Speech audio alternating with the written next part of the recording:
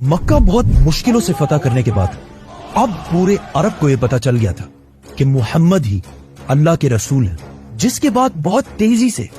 पूरे अरब से लोग इस्लाम की तरफ आने लगे और ये इस्लामिक एम्पायर पूरे अरब में फैलने लगी। अब मुसलमानों के लिए अरब में कोई भी खतरा नहीं था, लेकिन अरब से बाहर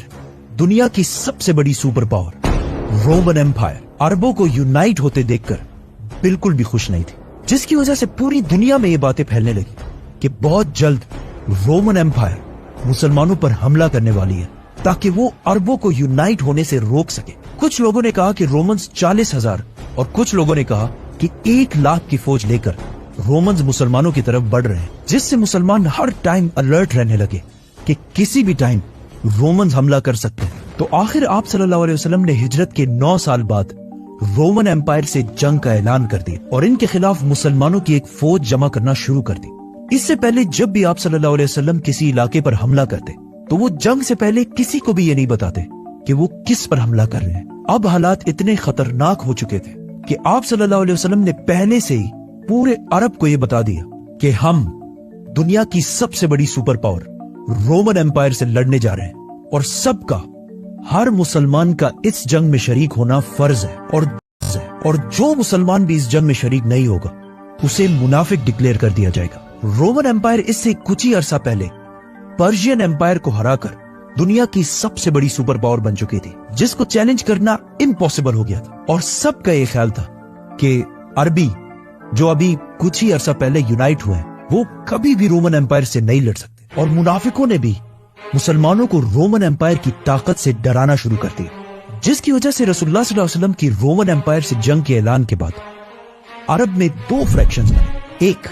जो अपना सब कुछ कुर्बान करके बगैर किसी खौफ के मदीना की तरफ जंग में शामिल होने के लिए रवाना हुए, और दूसरे वो जो इस इतने खतरनाक जंग से बचने के लिए बहाने बनाने लगे। आहिस्ता आहिस्ता पूरे अरब से लोगों ने इस फौज को ज्वाइन करना शुरू किया और आखिर इस फौज का नंबर 30,000 तक पहुंच गया और ये फौज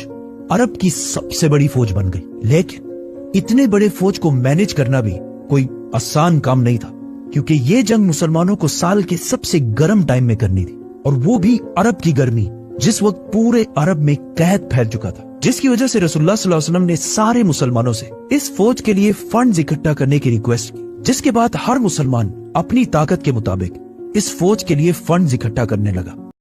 रसूलुल्लाह सल्लल्लाहु अलैहि वसल्लम अब तक हर जंग के बाद जो भी माले गनीमत हासिल करते थे उसे बहुत जेनरसली पूरे मुसलमानों में तकसीम कर देते थे। तो अब मुसलमानों की बारी थी कि वो भी रसूलुल्लाह सल्लल्लाहु अलैहि वसल्लम की उसी तरह मदद करें। तो हजरत उमर रज़ी अल्लाह तआला अन्हु,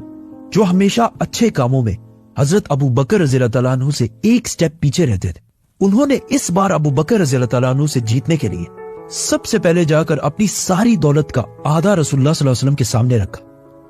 लेकिन कुछ ही देर बाद अबू बकर रज़ी अल्लाह तआला अन्हु अपनी सारी दौलत और अपने घर का सारा सामान लेकर रसूलुल्लाह सल्लल्लाहु अलैहि वसल्लम के पास आए और एक बार फिर हजरत उमर रज़ी अल्लाह तआला अन्हु से आगे निकल गए। जिसके बाद हजरत उस्मान रज़ी अल्लाह तआला अन्हु, जो उस वक्त मदीना के बाजार की सबसे मालदार शख्सियत थी, उन्होंने 900 ऊंट,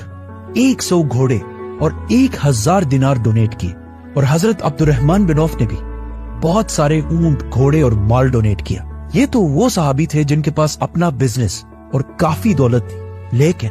वो सहाबी जो बिल्कुल गरीब थे उन्होंने भी इस फौज के लिए डोनेशंस की, जिनमें से एक ने सारी रात मेहनत करके चंद खजूर कमाए और वो थोड़े से खजूर भी इस फौज के लिए डोनेट कर दिए।